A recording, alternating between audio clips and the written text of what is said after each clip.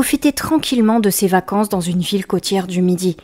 Pensait déjà à l'odeur enivrante du printemps et ses sorties sous un soleil radieux, la frénésie des fêtes nocturnes, le goût acidulé des cocktails et la douceur des crèmes glacées. L'insouciance d'un avant-goût de liberté avant le mois de juillet entouré de ses amis. La conviction que rien ne pouvait mettre un terme à ce délicieux sentiment d'harmonie. Et pourtant, tout va basculer dans la nuit du 30 avril au 1er mai. Salut les guys, j'espère que vous allez bien. Dans ma dernière vidéo, que je n'ai pas encore sortie d'ailleurs, vu que je suis en train de la monter, je vous suggérais des vidéos plus courtes qui se concentrent sur des affaires moins longues à raconter, mais non moins importantes. Et je vous demandais votre avis que vous n'avez pas pu me donner, du coup. Je vous mets un peu devant le fait accompli, mais ce n'est pas grave. Ce qui est plus grave, c'est l'affaire d'aujourd'hui. Et je me suis rendu compte que c'était loin d'être un cas isolé. Pour ceux qui vivent en France, vous avez certainement dû avoir des notifications d'informations sur vos portables et vu passer ces articles qui relatent ces faits, mais j'ai vu peu, voire zéro personne qui relayait ces affaires alors qu'il en va de la sécurité de tous. Mais trêve de présentation, vous l'aurez compris, une vidéo un peu plus courte que d'habitude aujourd'hui pour exposer un drame qui n'est pas unique malheureusement. Je suis Nathalie Cat, diplômée en criminologie et je publie régulièrement sur cette chaîne des ADJ, affaires du jour, inconnues ou méconnues du YouTube francophone, ou peu relayées dans ce cas, alors abonne-toi et donne-moi de la force si ça t'intéresse, mais je te laisse, sans générique aujourd'hui. Nous sommes la veille du 1er mai, fête religieuse celtique mais aussi journée internationale des travailleurs. La nuit du 30 avril, Martin Darré, 24 ans, passe la soirée dans une boîte de nuit Boys Paradise à proximité de la gare de Toulon, un club extrêmement bien noté sur TripAdvisor, apparemment bien fréquenté et bonne ambiance. Boîte qui déchire, ambiance super familiale avec le personnel, nouveau concept, je recommande fortement. Peut-on lire. Il y a aussi quelques commentaires négatifs critiquant l'attitude violente des videurs et l'ambiance assez basique. Selon certaines personnes, c'est tout de même un bon endroit pour danser et s'amuser. Alors j'ai cherché les quartiers dits à risque à Toulon et les avis de ceux qui habitent cette métropole. Vous voyez où je veux en venir, je voulais vérifier si le lieu du drame était réputé pour être à risque. Toulon est un port militaire français et une des villes les plus abordables du sud-est. Zone à risque étant par exemple Montparadis, le Jonquet. Donc, près de la gare, c'est plutôt le quartier de Hauteville, pas réputé pour être dangereux et en insécurité, mais selon les habitants, Toulon est tout sauf calme, avec une délinquance omniprésente, avec option incivilité et drogue. Je ne sais pas ce que ces témoignages valent, mais vous l'aurez compris, les avis sont très mitigés. Revenons à notre Martin, donc, qui passe sa soirée au Boys Paradise. Il vient de Calais, dans les Hauts-de-France, le Nord, et il est donc descendu passer ses vacances dans le sud chez sa sœur. C'est vrai que Toulon est un peu plus ensoleillé, il faut le dire. Malheureusement, cette soirée qui aurait pu être parfaite va se terminer tragiquement. Tout commence avec des dragues lourdes d'un individu de 20 ans qui s'adressait à une amie de Martin dans la boîte. Son ami le repousse et une dispute violente éclate. Tout ça se produit aussi à l'extérieur du club, à 5h30 du matin. Le dragueur qui avait insisté était saoul, il prend quand même le volant de sa voiture et là, c'est le drame. Ce dernier tente de percuter en voiture le groupe de Martin Darré. Si la bande d'amis réussit à éviter de justesse le véhicule, le chauffard fait alors marche arrière, en fonçant délibérément sur 3 personnes, selon le nouveau détective. 2 sont blessés et le jeune homme, Martin, meurt sur place. Apparemment, l'assassin était déjà connu des services de police, assassin qui prend la fuite en grand lâche. Mais grâce aux témoignages et vidéos de caméras surveillance, il est interpellé 1 heure plus tard devant son domicile à Sifour-les-Plages. Avec son passager, ils sont placés en garde à vue, et aux enquêteurs, l'assassin plaide une erreur de pilotage. Bien sûr, il l'aurait pas fait exprès. Mis en examen pour tentative d'assassinat et assassinat, il est placé en détention provisoire. Pour les proches de Martin, sa mort est un véritable drame survenu dans des circonstances tragiques, horribles et injustes. Sur Instagram, sa sœur Pauline lui rend un vibrant hommage.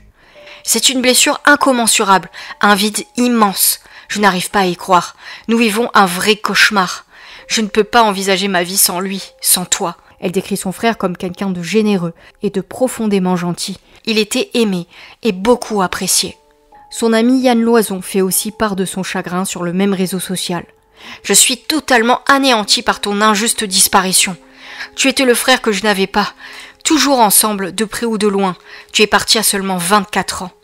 On ne pourra même pas faire nos quarts de siècle ensemble. Tu me manques déjà très fort. » Depuis le drame, une cagnotte Litchi a été ouverte pour Tintin, comme on le surnomme, et soutenir sa famille. Le mercredi matin suivant, une messe est célébrée en l'église Saint-Pierre, place Crèvecoeur, à 10h. Le public a pu rendre à Martin un dernier hommage à cette occasion. On nous a proposé d'organiser une marche blanche, mais nous avons préféré faire sans, a commenté Pauline, la sœur de la victime. Soit dit en passant, un de ceux qui étaient avec Martin est en soins intensifs, on n'a pas encore de nouvelles de lui, mais il était toujours vivant. Famille et amis se sont ensuite retrouvés en début d'après-midi et en plus petit comité pour procéder à l'incinération du jeune homme.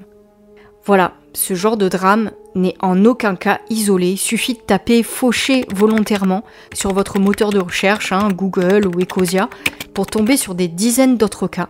Ça et ceux qui ne sont pas relatés dans les médias bien sûr. Par exemple, pour vous donner un ordre d'idée, on a un article qui titre « Un homme de 23 ans fauché volontairement à Montpellier en mars devant le Select » par un homme qui n'était pas client de la boîte de nuit selon le propriétaire. On a presque l'impression que c'est devenu le sport national, une nouvelle attaque à l'arme blanche, juste parce qu'il a refusé qu'on drague une fille. Il a été transporté à l'hôpital aux dernières nouvelles. À Saint-Étienne, c'est pareil. Quelqu'un a fauché volontairement et tué un piéton de 24 ans, super jeune aussi, un conducteur condamné à 12 ans de prison. Bon, selon le verdict, les faits s'étaient déroulés en février 2020 à Saint-Étienne à la suite d'une altercation entre le conducteur et un groupe de 5 piétons. Âgé de 34 ans, le prévenu comparaissait libre depuis vendredi. Il a été déclaré coupable de violence avec arme, donc sa voiture, quand je vous disais que c'est la nouvelle arme blanche, ayant entraîné la mort sans intention de la donner.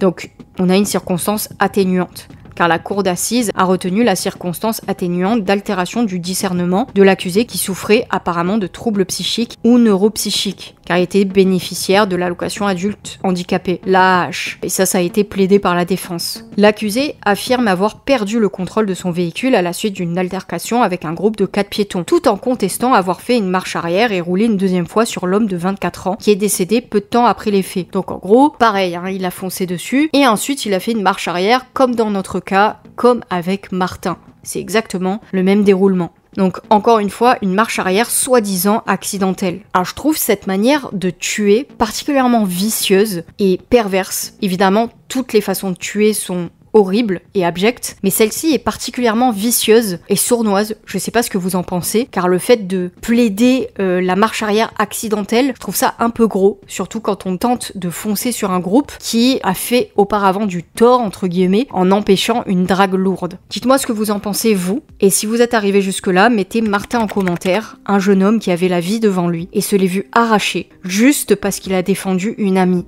Juste parce qu'il a été un bon ami. La drague qui se mue en violence est fréquente en France, mais aussi partout dans le monde et aux États-Unis, comme vous le verrez dans ma prochaine vidéo d'ailleurs, mais je pense pas que ça soit une fatalité, même si c'est vite dit et bateau, mais il faut plus de sécurité dans les rues, surtout à ces heures-ci du matin, où les gens sont plus vulnérables et susceptibles de tomber sur des fous alcoolisés. Même si bien sûr, l'alcool n'explique rien, et n'excuse rien, surtout. Portez-vous bien, et abonnez-vous. Poupie vous le demande, pour ne rien manquer, prenez soin de vous et de vos proches. Craignez les gens et les voitures la nuit. And remember, you rock.